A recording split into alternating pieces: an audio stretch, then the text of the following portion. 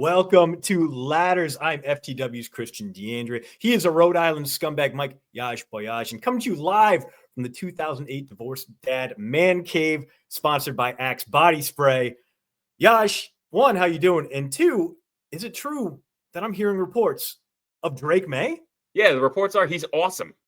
Yeah. Clearly, all it took was Carolina to get this guy back on track, and I could not be more excited to continue to watch Patriots football week to week now. Yeah, one of the league's most efficient quarterbacks. Looking great. We're not going to touch on him today because you should have him and keep him in your fantasy leagues. But we are going to talk about the guys rising up those percent-owned charts, rising up your waiver wire. We're going to start at the bottom with guys who are close in rank to them and go up and up and tell you who you should add and drop based on their recent hotness. And we're going to start with a quarterback who's been around for a long time, but less than 50% owned in Yahoo Sports, Matthew Stafford. Big Staff, 375 yards yesterday, 3 touchdowns, big comeback win over the resurgent Indianapolis Colts. So let's start with a guy near his 43% owned, Trevor Lawrence. Yash, are you taking Trevor Lawrence or Matthew Stafford? Ooh, give me Matthew Stafford here. I'll take the old dog who still has some tricks up his sleeve. Simply put, he's got better pass catchers on the other end of his passes. Travis Hunter, BTJ, not looking fantastic out the gate this year through 4 games, especially Hunter. I don't know what role he's going to have this year, but it doesn't look like much at the moment. No, give me Devontae Adams and Puka Nacua all day, and I'm taking Matthew Stafford here. Yeah, I agree there. Trevor Lawrence is starting to realize his potential under fellow Rhode Island scumbag Liam Cohen. However, the supporting cast just not quite there right now, and you do have some very high-value running backs that are helping carry the load in that offense. So right now, give me Stafford over him. Next man up, about 50% owned, Houston Texans quarterback, former Offensive Rookie of the Year, C.J. Stroud. Yash, Stafford, Stroud, who do you want? Give me Stafford again, and it's simple. Stroud has a horrific offensive line in front of him, and the run game is not there yet. So he's basically kind of on an island right now. So if the line improves and the run game improves, it'd be more of a conversation. But for now, Stafford. Yeah, I've played this game before. Stroud was my quarterback last year. Never got it going. Stuck in neutral again. I pieced up the Titans, but that counts for nothing. Yeah. Meanwhile, Stafford is out there. 11 passes that traveled at least 15 yards downfield in week 4, completed 7 of them, 2 touchdowns that way. He's got the deep range back. Not going to give you much in the run game, but it doesn't matter. He's going to throw for enough yards to get you there. Finally, next man up. Do you want Matthew Stafford or the resurgent, the almost 4-0, the man he beat in week 4, Danny Dimes himself, Daniel Jones? Stafford or Jones, Yash? Ooh, give me Jones here. And it's going to come down to his legs, rushing ability. He can scramble when he gets in trouble. Stafford, unfortunately, does not do that. 4 or 5 extra points here and there are going to make a difference. And Jones has been playing revitalized this year. He looks great. So when it comes to those two, I'll take Jones and his rushing upside over Stafford, even though they both have some pretty good weapons that they're throwing to right now. Yeah, really remarkable stuff. Jones leaves New York. They try his game plan on Jackson Dart. It works. He goes somewhere entirely different, and he makes it work for the Indianapolis Colts. Now, the reason why I would pick Jones over Stafford, same thing you just mentioned. He's got the legs. He's got those running chops. And this is a Colts team that really likes to get weird near the goal line. They're not giving Jonathan Taylor those goal line touches. They're giving it to Tyler Warren. They're letting Daniel Jones sneak his way in.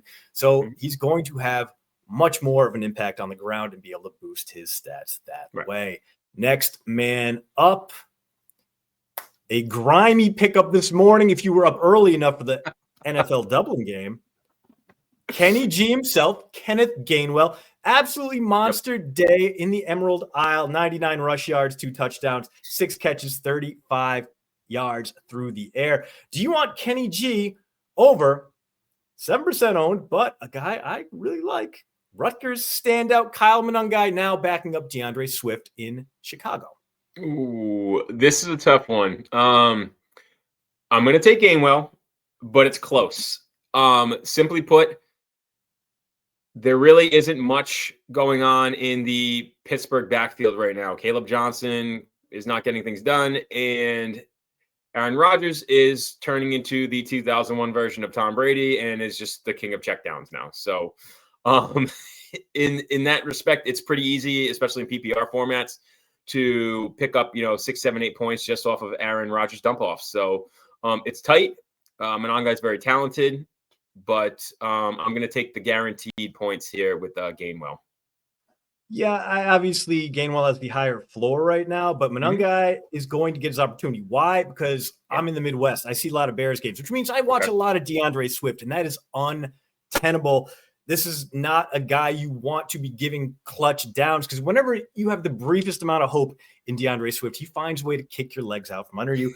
Monongai, I mean, he's coming off a game where his RB1 just averaged 2.7 yards per carry. He's been pretty good after contact, and I think he is going to occupy a greater role in that offense as Ben Johnson begins to come to his senses. Next man up, another RB2 type, playing behind Bijan Robinson, Tyler Algier, Atlanta Falcons. Do you want Kenny G or Tyler A? I'm going to lean towards Kenny G again, and it's simply because of the backup roles they play. Again, he's the pass-catching back. Algier, not so much. He's more of like their battering ram. But we're seeing Bijan's really starting to take off this year. They're not really even going to that green zone anymore because Bijan is already getting a handoff from the 18 and running it in. So it's like he's so explosive. I can't rely on the Algier end zone plunges like he has done in the years past. So in this case, I'm still going with Gainwell. Yeah, I'm going to go Gainwell as well, just because Algier, no impact in the passing game. 21 games since 2023, 15 catches. He's not going to give you those PPR points. He's going to give you some hard-fought yards on the ground, but Bijan Robinson right now, too good for the Falcons to get away from it for any long specific amount of time.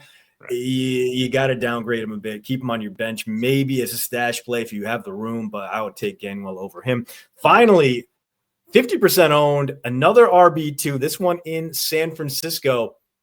Brian Robinson, would you rather have Kenny G, Kenneth Gainwell, or Brian Robinson Jr.? This is interesting because Gainwell plays the opposite role of Brian Robinson, but who's Brian Robinson behind? Christian McCaffrey. So Brian Robinson's not getting significant snaps unless there is an injury. So again, here Gainwell's playing and Robinson's not. So I'd rather take the guy who's actually getting some run. And so in this case, once again, clean sweep here for Kenny Gainwell. Yeah, this one's a tough call for me just because Gainwell, I mean, he had the element of surprise in week 4, didn't have a lot of game film. You didn't really know how the Steelers are going to use him. Other teams are going to adjust to that. And he's a guy who's traditionally been a fairly average runner with some value out of the backfield as a receiver. Meanwhile, Brian Robinson, also a very average runner, but the line situation in San Francisco, not ideal right now. We saw it with McCaffrey, really couldn't get out of neutral on the ground. Through the air, obviously had a big impact against an okay Jaguars defense. This is a really tough call for me, but Robinson, 3 targets this year. He's not going to be the pass catching back as long as CMC is there. So again, give me Kenneth Gainwell, even though they're 2 similar backs in terms of overall profile. True. Finally, let's talk about a guy who should be shooting up the percent owned ranks. Woody Marks, breakthrough game, week 4 against a pretty bad Titans team, but still he got there. Woody Marks, would you take him over Jacksonville Jaguars rookie Bashul Tootin? Man, I love Tootin. I have Tootin almost universally rostered on all of my fantasy teams because he's that rookie that has that upside. If there's an injury or something, he's could be a top 12 back with his skill set. That being said, he's not really getting much run right now. Woody Marks, on the other hand, is really starting to get some looks from the Texans, and he clearly outplayed Nick Chubb for what's now the 2nd week in a row. He's got way more burst than Chubb. I mean, I loved Chubb. Georgia loved Chubb with the Browns, but unfortunately, the knee just doesn't look like it's ever going to be the same again. And Marks is just a fresh talent and catches the ball out of the backfield. I like him a lot. So I'm going Marks here. Not even going to think twice. Yeah, I mean, Marks has that clear path to RB1 touches even after Joe Mixon comes back. So Mixon's old. He's a bit more of a plotter. Marks a little bit more explosive. And these are the numbers, Yash. This is what's important. All right. 12%, 28%, 49%, 58%. That is Mark's playing time over the last 4 weeks. He's clearly entered the circle of trust for a team that badly needs playmakers.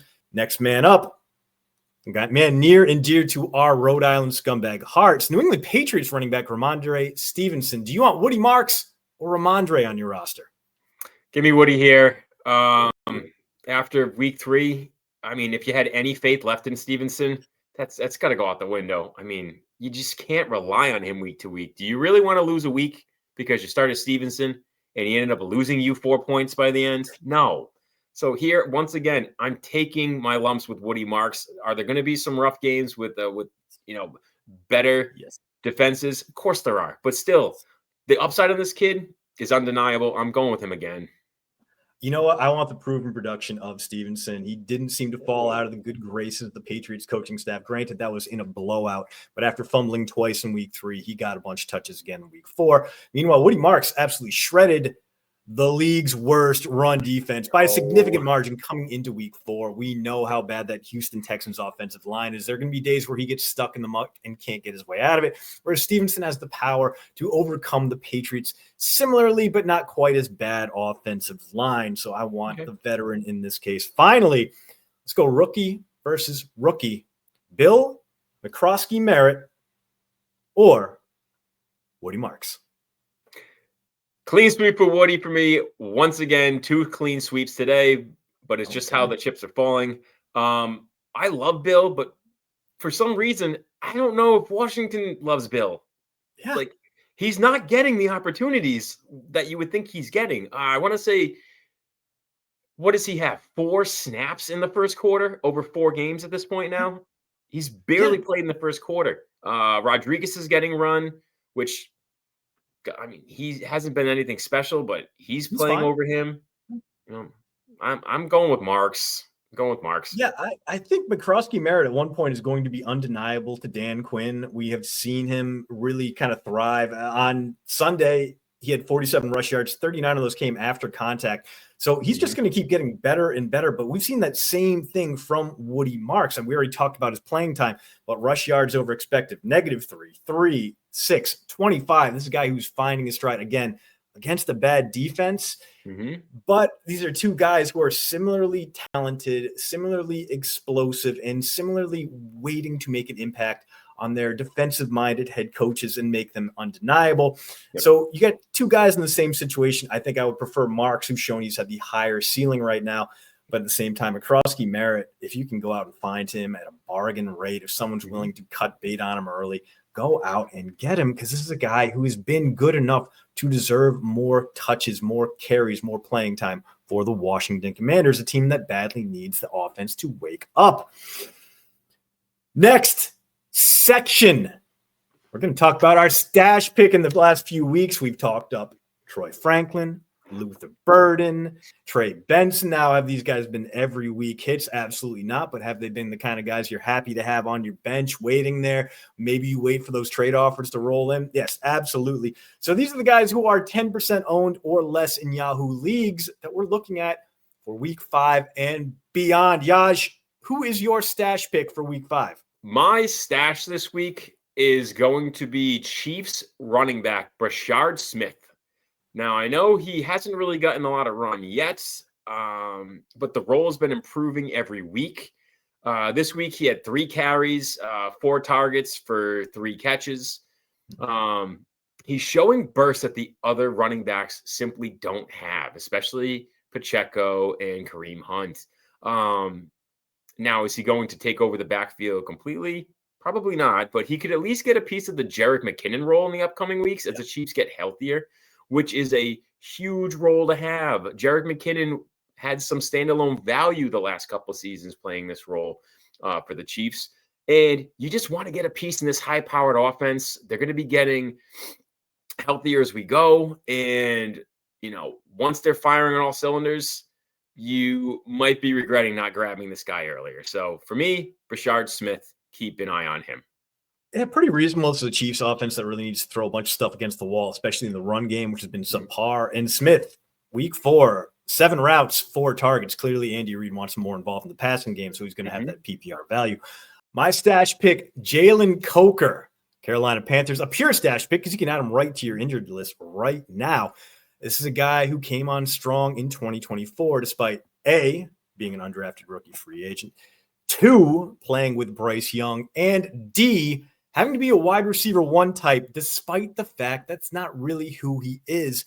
Right now, he's got Tedero McMillan in the lineup to take away some of that defensive focus. He has a rapport with Bryce Young, and we know Dave Canales is willing to lean on him to boost the offense. Last year had a top 50 yards per route run, 1.75. Despite all that, this is a guy we know can create space and move the chains for that Panthers offense.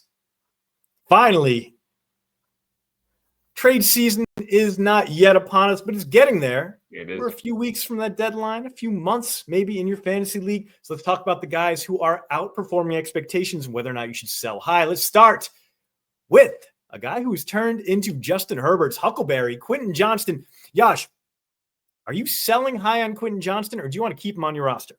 Ooh, this one makes me a little nervous because track record hasn't been there. He looks amazing this year, but injuries are starting to mount with that offensive line for the Chargers, and I worry that as the deep threat, and he's more of a downfield guy, I don't know if Herbert's going to have enough time to get him the ball, where he might start having to rely more on McConkey and Keenan Allen and the running back dump offs and using his tight ends a little bit more.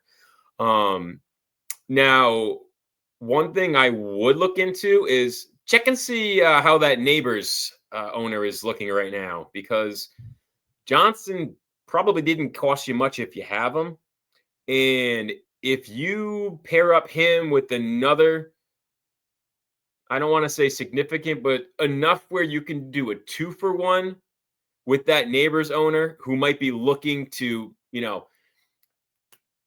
take a bull and get a couple calves out of it, just to kind of fill out the roster with the loss of Neighbors, you might make out with somebody from the end of the first round or something like that, which could work out for you.